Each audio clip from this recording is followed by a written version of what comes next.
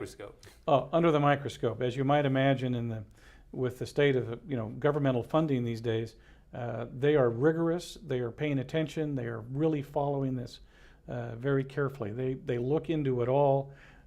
Some people, if they sit on it for a long period of time, there's something called an escape assessment that can come along. And so if they find out, and this happens with some degree of regularity, because people just don't do the paperwork, and it might be a year, 2 years. I had one that was 12 years after the fact, and they will go back and issue escape assessments for all those years and get all that tax plus interest back as long. And under the current situation, you're required, if someone dies, to provide notice within 30 days of the date of death to the county assessor's office. That's usually more honored in the breach because people just don't react that fast. Yeah, I've just got to get a person.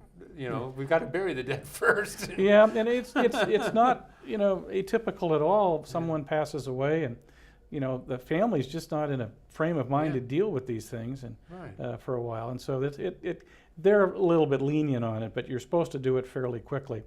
And so any admonition to folks out there who lose a family member and there's real estate involved, they should get to their attorney, tax advisor, as quickly as possible to start paying attention to some of these reporting requirements to make sure that they don't fall into one of these traps where they're going to get maybe dinged with some interest and penalty. You won't lose the exclusion. Well, actually, there is a way you can lose the exclusion if they send you a notice and you fail to respond to the notice. I think it's within 90 days. Then you can lose the exclusion, but that's probably not going to happen. But also dealing with elderly people, they may not even understand that they need to do anything, and so it's tricky. Just need to be careful. Yeah, well, it's hard to get them just to administer their trusts, and then also, I've seen. Now maybe this has changed, but I've seen in the past where it seems like even the attorneys were kind of lackadaisical about this. This is not front of mind. That's like I say, we don't talk about this all the time in our state council meetings or our state bar meetings or whatever, and so it doesn't seem like it's front of mind, and yet we really got fuses that are shorter, for example, than an estate tax return here. Yes, it's very short fuses, very short reporting requirements.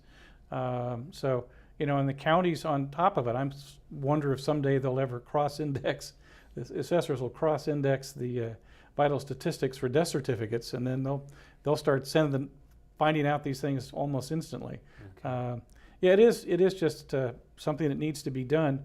I think in the legal community, people are paying a lot more attention to this. I know when I go around giving my talks, I talk about this, and I'll tell the story of a very large trust administration we had. If I remember correctly, there were 19 parcels of real estate, and every one of those had reassessment issues with it.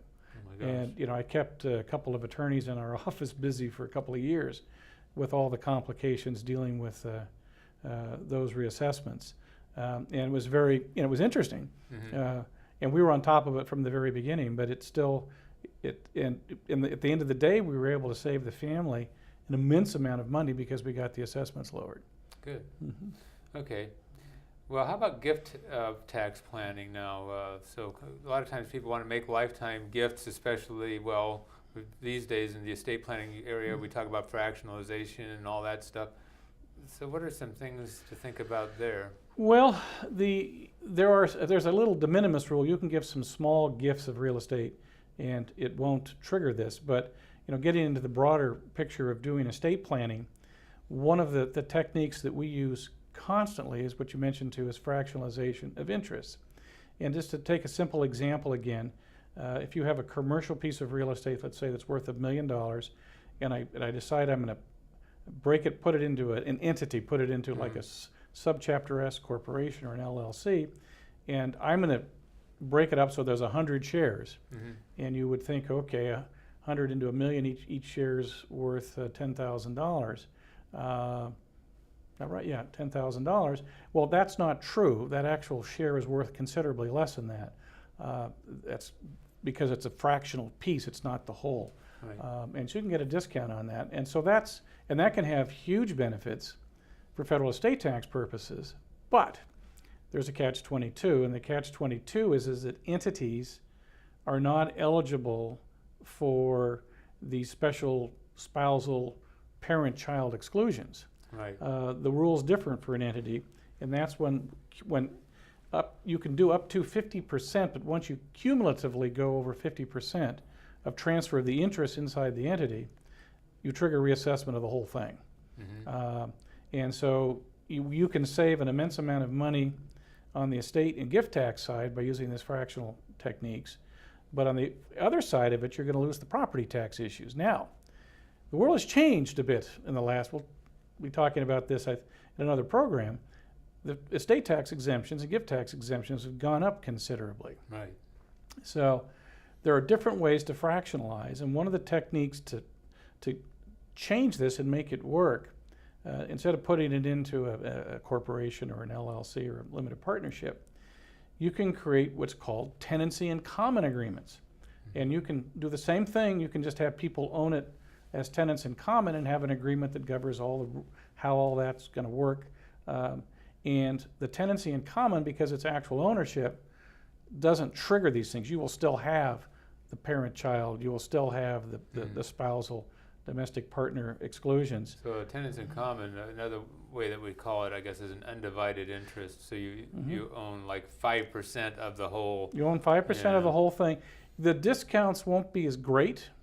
You won't get quite as big a discount. In fact, we just finished doing one of these, and to give you sort of a range, doing a traditional LLC for one parcel of real estate, big commercial shopping center. We were able to get, I think, a 27.5% discount. And then taking another piece of property in the same family that we didn't want to trigger reassessment on, we did a tenants in common, and we got a 20% discount. So that's not a huge spread, but you couple that with more gift and estate tax exemption, you can still save the property tax exemptions and get a good estate and gift tax result. You know, turn the clock back a few years when the estate and gift tax exemptions were relatively low, and the rates and the gift tax and the estate and gift tax rates were high. People didn't care about the property tax because I could save them millions of dollars in estate and gift tax using this technique, and the property tax increase was maybe 10 grand a year. They would look at that and say, we can really handle 10 grand a year over the life expectancy of the building if I can save them $5 million and right now estate and gift. But that's because of the increase in the estate and gift tax exemptions to $5 million currently. The dynamics of that has changed. And so saving the property tax when you don't have any exposure to estate and gift tax is more important. Yeah. Okay. What are some business-related exceptions? I think you talked a little bit about that. So basically you said the family exemptions don't apply to property inside the entity. Correct. It's a 50% rule. Yeah. Once 50% of the entity is transferred cumulatively, it triggers reassessment. Okay. Now, how might people be surprised with administration over the life of an estate or trust? Well, what can happen is you may have a trust that qualifies, and then one of those beneficiaries dies. Right. Okay, and now this interest passes to someone else. It might trigger the 50% rule. If it's in an entity, it might be subject to reassessment anyway, because that person doesn't fall into the proper category. It may go to a niece or a nephew. Right. And then, whoops, I've got a reassessment of a piece of it going. So if you have like one of these long-term trusts and one of the beneficiaries passes away, whoops, you may actually have a reassessment. You could, depending on, what it is, and these are just part of the the planning that you do, and it just varies all over the place from case to case. Sometimes, if it's sophisticated, large-scale commercial property, these people are probably leasing their property on a triple net basis, which means the tenants are going to pay the property tax increase. Yeah. And so they're not really going to care. You get a sophisticated tenant in a big commercial property, they know this rule, and they may specifically say that, put it in their lease, that if there is a reassessment because of change in ownership, we're not paying it, the family is, or the landlord is. So you have to look at all these factors when you're doing this kind of planning. But there are people, I remember seeing some cases come through in the last few years where some people were surprised, and it's sort of like, that can't be right. I've got this trust, and it's tax planning, and so I shouldn't have a reassessment. What's the deal? And the courts say, well, we're terribly sorry.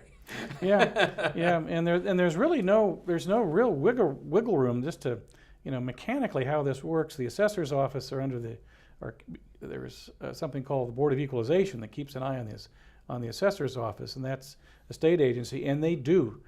Don't think I've ever in my career, I don't know anything that's as effectively enforced from the tax collector's point of view as these kinds of taxes. They are on top of it. First off, it's real estate. It's easy to keep track of. Mm-hmm. It requires a deed. It requires something, and title is an important issue. So it's traceable. It's trackable. They have very sophisticated appraisers. They get their job done. I mean, when they they don't wait long at all. They'll get that assessments done quite quickly.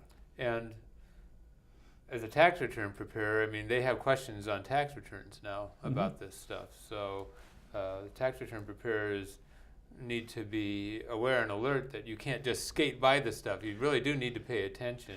And, there's a number of forms, and what's happened recently, which in fact I just found out about because my paralegal staff brought it to my attention, is that the individual counties are now developing additional forms on top of the 2 statewide forms. Swell. Yes. you have to know.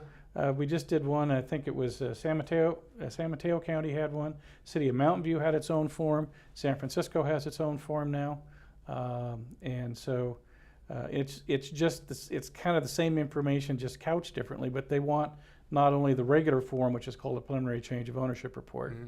And another one which is called the Prop 58 or the parent-child exclusion form. Mm-hmm. They want that. And just one other thing on the parent-child, that $1 million exclusion can be spread across multiple properties. Yeah. And that's tricky, but that's in that form too. So you could have 2 or 3 properties with a low base and allocate that $1 million across the board. Okay. So how could reassessment, let's say we've got this trust situation that we were talking about before. Is there a way that maybe you can avoid the reassessment? There is a way, if it's in an entity, that you can do it if you have enough lead time. Mm-hmm. Because if you pull the property out of the entity mm-hmm. in the exact same proportions it went in, that's an exception too. Mm-hmm. So now you've got it all back in everybody's name, mm-hmm. okay? And then at that point, you can do whatever gifting or exchanging you want to do, and then put it back in later. Mm-hmm. So that'll do it. And so far, we've done a few of those, and it will work in terms of saving the exception, because you're now making direct transfers from parent to child, and that will work. The only other one is you really have to pay attention at the beginning, and make sure you don't fall into one of these traps. Okay. Time is getting away from us, so maybe I'll just ask you to share maybe some final words of wisdom for people when they're dealing with these issues. Well, I think you need to make sure that anytime there's a death or transfer of real estate, that you get an attorney, because this is really the only people that are going to understand these rules as well as you need, and an attorney that's versed in the area of property tax and estate planning. Mm-hmm. I'd say any good estate planner now there was a period of time it wasn't that big a deal. It is a big deal now. Mm-hmm. And so people need to know these rules, find out what their experience is, and just don't try to do this yourself. This is the one do-it-yourself project that could really bite you. Okay, that's great. So folks, we've brought an interesting area up, I think, here that a lot of people just really aren't aware of and don't think about very much. And of course, real estate transfers for many of us don't happen that frequently. And I've been living in my home for about 30 years. So anyway, so it's not front of mind, like I said, but you do need to be aware. So anyway, we hope that we've brought something interesting to your mind, and we hope we'll see you next time on Financial Insider Weekly.